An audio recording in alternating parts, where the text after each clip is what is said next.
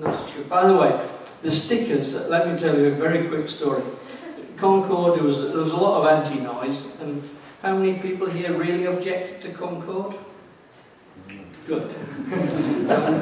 When we tried to do some training at Bryce Norton military, the local agitators were, oh, we can't have that noisy thing there, and the local MP was saying, and we had 500,000 stickers produced, and every car in Oxfordshire and Gloucestershire had a "We Love Concorde" sticker in the back seat. And the local MP said, not the local MPs, not this one, said, how could we possibly object to Concorde when 3/4 of my constituents have got a sticker in their back window? So it actually is an effective little way, and so if anybody likes car stickers, that works. Thank you.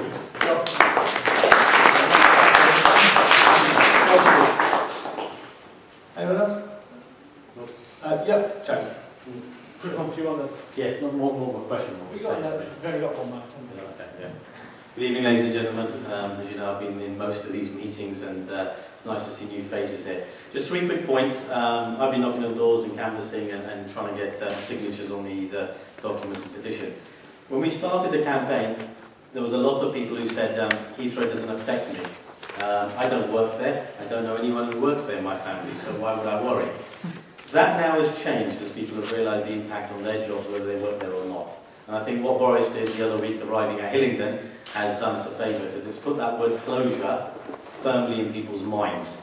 And now, when I'm knocking, people are actually saying, okay, tell me more. This could be a reality. My point being, we've got elections coming up in May, as you know, and I'm sure you'll be knocked on the door many times by our local councillors. I urge you all to take that opportunity to ask them and raise this issue and show your support to them on the doors, because they'll be coming to you for your votes. That is the most critical time that you can show your support and ask them those challenging questions as to where they really stand and are they going to back our Heathrow. Are we all up for that? Yes. Excellent. One other thing. Whether you go to temple, church, gurdwara, sports centre, community centre, or a tea room, wherever you go, a local shop, counter, post office, I know we have representatives from our local post office here, use that opportunity to ask the question and get these forms signed. Because that's the time when people are in social environments that those discussions take place. It's quite hard on the door. I certainly find it easier to talk in those environments. So again, I urge you, wherever those opportunities come, however small or big, whether it's 1 signature or 50 signatures, whether it's a canteen at work, or a meeting at work, or down the park, or whatever, take that opportunity. Are we up for it? Yes. Excellent. Thank you. Cheers, Rob. Cheers.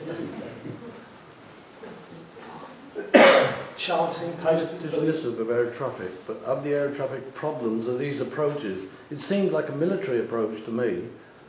They turn in at 3 miles. So, well, here he is. I knew someone from air traffic was here today. I knew.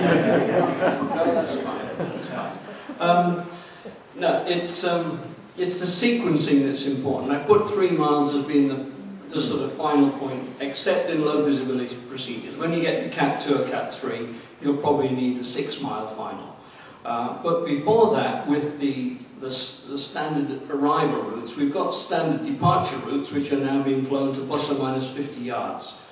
You can do the same with standard arrivals, and the electronic display on the flight deck is the same cross, it just flies it in. I mean, so it's sequencing it from air traffic control perspective, and with LAMP, if you know the air traffic advances that are going to happen from about 2017, 2018.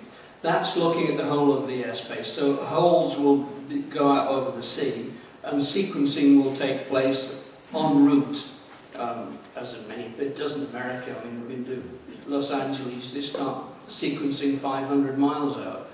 So it's a combination of aircraft equipment, which you haven't, well, we have had before, but we haven't really used as much. They've now done trials on the accuracy of it and the fidelity of it. Air traffic control procedures are changing anyway, so the sequencing takes place earlier. If you've got sequencing back here, by the time you get to here, you're on the railway lines almost. It's as good as that. So it's not a trivial issue by any means, and that's, if it was, it would have happened already. But it is quite important.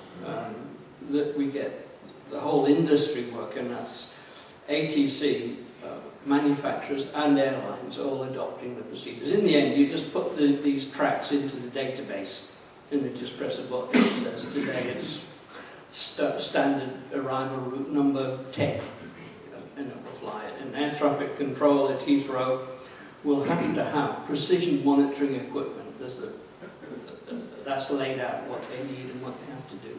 And as I said, I was talking to the airport commissioners the other day, and apart from the 777 that landed just short of the runway, through nobody's fault really, it was just one of those 1 in 100 million type things.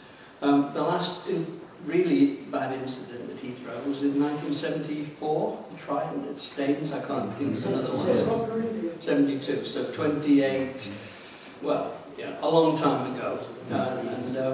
That's the sort of safety level that we have to maintain.